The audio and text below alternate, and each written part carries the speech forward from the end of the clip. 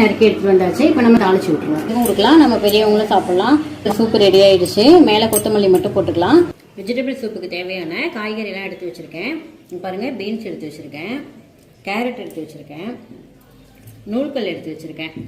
இது நூல்கல் எடுத்து வச்சிருக்கேன். இது சவுச்சவு எடுத்து வச்சிருக்கேன், முட்டைக்கோசு, அவரைக்காய், காலிஃப்ளவர் இது எல்லாமே எடுத்து வச்சிருக்கேன். சுண்டைக்காய் எடுத்து வச்சிருக்கேன், தக்காளி, பச்சை மிளகாய், சின்ன வெங்காயம் இது 3 எடுத்து வச்சுருக்கேன். அப்புறம் கருவேப்பிலை இருக்குது, கொத்தமல்லி இருக்குது, அதெல்லாம் எடுத்து வச்சுருக்கேன். அப்புறம் வந்து தேங்காய் எதுக்குன்னா, நான் வந்து சூப்பு வச்சுட்டு இந்த காய் எல்லாத்தையும் போட்டு அப்படியே ஒரு அவியல் பண்ணிடுவேன். அதுக்காக தேங்காய் எடுத்து எல்லாம் ரெடியாக இருக்குது. வாங்க வெஜிடபிள் சூப் ரெடி பண்ணலாம். பேசுங்க. நீங்கள் பாருங்கள், நம்ம அவியலுக்கு எல்லா காயும் ரெடி பண்ணியாச்சு. எல்லா காயுமே நறுக்கி எடுத்துகிட்டு வந்தாச்சு. இப்போ நம்ம தாளிச்சு விட்டுருவோம். சட்டியில் எண்ணெய் ஊற்றிருக்கேன். இப்போ வந்து சோம்பு போட்டுக்கிறோம். சோம்பு போட்டுக்கிட்டு 2 பட்டை போட்டுக்கிட்டேன், கருவேப்பிலை போட்டுக்கலாம்.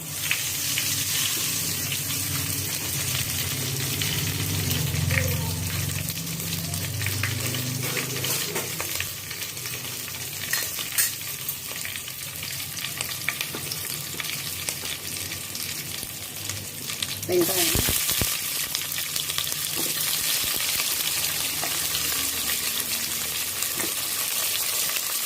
தக்காளி,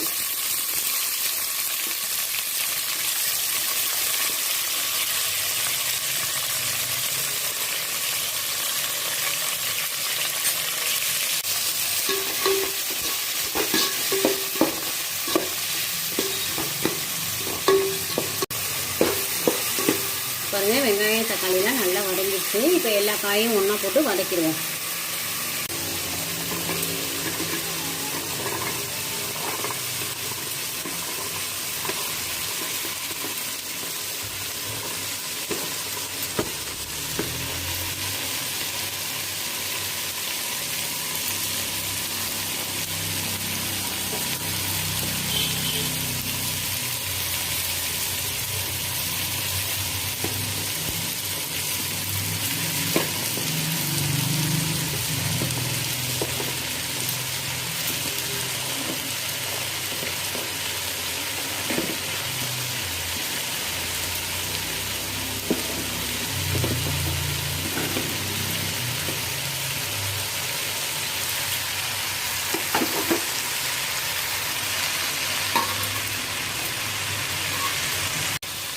இதில் காய் போட்டாச்சு.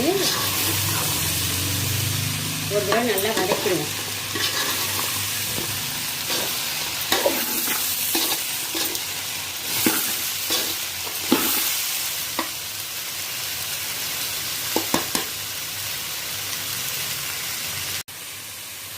பாருங்க, கொஞ்சம் வதங்கிடுச்சு. போதும், லேசாக வதங்கினா போதும். அப்போ தான் வந்து இந்த பச்சை வடை அடிக்காமல் இருக்கும். வதங்கிடுச்சு. இப்போ நம்ம தண்ணி ஊற்றி நல்லா வேக வச்சுக்கலாம். ஒரு சொம்பு தண்ணி ஊற்றுறேன்.